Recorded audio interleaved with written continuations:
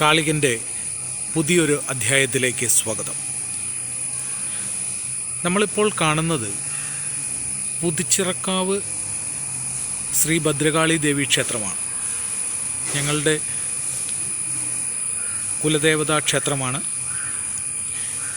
ഇത് കാവായിരുന്നു, പഴയ കാലത്തെ കാവാണ് പുതുച്ചിറക്കാവ്. ഈ കാവിൻ്റെ ഇന്നത്തെ അവസ്ഥ നിങ്ങൾ കാണുന്നത് ക്ഷേത്രത്തിൻ്റെ രൂപത്തിലാണ്. കണ്ടില്ലേ ചുറ്റുവട്ടം. ആദ്യകാലത്ത് ഇവിടം കാട് പോലെയായിരുന്നു.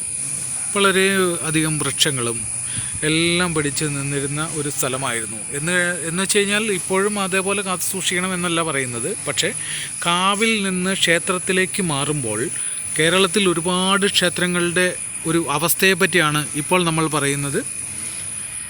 ക്ഷേത്രങ്ങൾ കാവുകളും തമ്മിൽ വളരെയേറെ വ്യത്യാസമുണ്ട്. കാവുകളുടെ പ്രാധാന്യമല്ല ക്ഷേത്രങ്ങൾക്ക്, ക്ഷേത്രങ്ങളുടെ പ്രാധാന്യമല്ല കാവുകൾക്ക്. കാവുകൾ ഒരു പിടിയും കൂടി പുരാതനമായ ആചാര അനുഷ്ഠാനങ്ങളുടെ സംസ്കാരമാണ് കാവുകൾ എന്ന് പറയുന്നത്. എന്നാൽ ക്ഷേത്രങ്ങൾ കുറച്ചുകൂടി ആധുനികത വന്നതിന് ശേഷമുള്ളതാണ്. എന്ന് പറഞ്ഞാൽ മനുഷ്യൻ ശിലായുഗത്തിൽ നിന്നും വീണ്ടും കുറച്ചും കൂടി മുന്നോട്ട് വന്നു കഴിഞ്ഞ് കഴിഞ്ഞപ്പോൾ, ആധുനിക ലോകത്തേക്ക് വന്നു കഴിഞ്ഞു കഴിഞ്ഞപ്പോഴാണ് ക്ഷേത്രങ്ങളുടെ സ്ഥാനങ്ങളും ആചരണങ്ങളും എല്ലാം വന്നു ചേർന്നത്.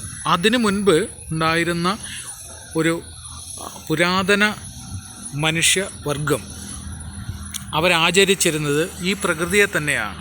ആ പ്രകൃതിയിൽ നിന്ന് എന്തെല്ലാം കിട്ടണമായിരുന്നോ അതിനെയെല്ലാം കിട്ടുവാൻ വേണ്ടി വളരെ ശ്രദ്ധാപൂർവം ഉണ്ടാക്കി വച്ചിരുന്ന ഒരു സിസ്റ്റമായിരുന്നു ഇത് കാവുകൾ. ഈ കാവുകൾ പ്രകൃതിയുടെ ആരോഗ്യത്തെ കാത്തു സൂക്ഷിക്കാൻ വേണ്ടിയിട്ടുള്ളവയായിരുന്നു. ആ പ്രകൃതിക്ക് ആരോഗ്യമുണ്ടെങ്കിൽ മാത്രമേ നമുക്ക് മനുഷ്യർക്ക് ജീവജാലങ്ങൾക്കും അതിൻ്റേതായ ആരോഗ്യമുള്ളൂ എന്നുള്ളത് പ്രാധാന്യമാണ്. അത് മനസ്സിലാക്കിക്കൊണ്ട് തന്നെയാണ് പുരാതന മനുഷ്യർ, നമ്മുടെ പൂർവികർ കാവുകൾ നിർമ്മിച്ചിരുന്നത്. ഒരു കാവ് ഒരു ഗ്രാമത്തെ സംരക്ഷിക്കുമായിരുന്നു. 1000 കാവുകൾ നിറഞ്ഞതായിരുന്നു നമ്മളുടെ കേരള സമൂഹം.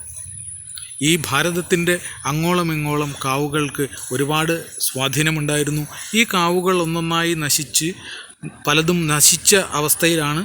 പലതും അതിൻ്റെ പുരോഗമനം ഏറ്റുവാങ്ങി ഒരു പുതുമയിലേക്ക് വന്നിരിക്കുകയാണ്.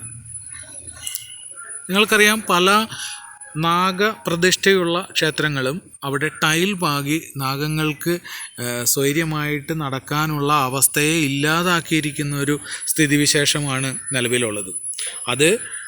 അതുകൊണ്ട് എന്ത് ഗുണം എന്ന് ചോദിച്ചു കഴിഞ്ഞിട്ടുണ്ടെങ്കിൽ അതുകൊണ്ട് ദൂഷ്യമാണുള്ളത്. കാവുകളായിട്ട് തന്നെ സംരക്ഷിക്കുവാനായിട്ടാണ് നമ്മളുടെ തീരുമാനം, നമ്മളുടെ ഉദ്ദേശം, നമ്മൾ പ്രചരിപ്പിക്കുന്നതും. അതേപോലെ തന്നെ കാവുകളിൽ കൊടുത്തിരുന്ന ബലികർമാദികൾ അതേപോലെ നിലനിൽക്കുവാനും ക്ഷേത്രത്തിനകത്ത് മാത്രം അത് കാവുകൾക്കുള്ളിൽ മാത്രം അത് വളരെ കൃത്യമായി നടക്കുവാനും ശ്രദ്ധിക്കണം. അത് തന്നെയാണ് വേണ്ടത്. അങ്ങനെയുള്ള ഒരു ദേവതയെ, ആ ആചാരത്തിൽ നിന്നൊരു ദേവതയെ അവിടെ നിന്ന് മാറ്റി ശർക്കര പായസം കൊടുത്തുകൊണ്ട് അതിനെ സന്തോഷിപ്പിക്കാം എന്നുള്ള തെറ്റിദ്ധാരണയാണ് ആധുനിക ജനസമൂഹം ഉണ്ടാക്കുന്നത്. അതുതന്നെയാണ് ഹൈന്ദവൻ്റെ ആചാരങ്ങളിലും സംസ്കാരത്തിലും വരുന്ന വ്യത്യാസവും അതിൻ്റെ അപചയവും.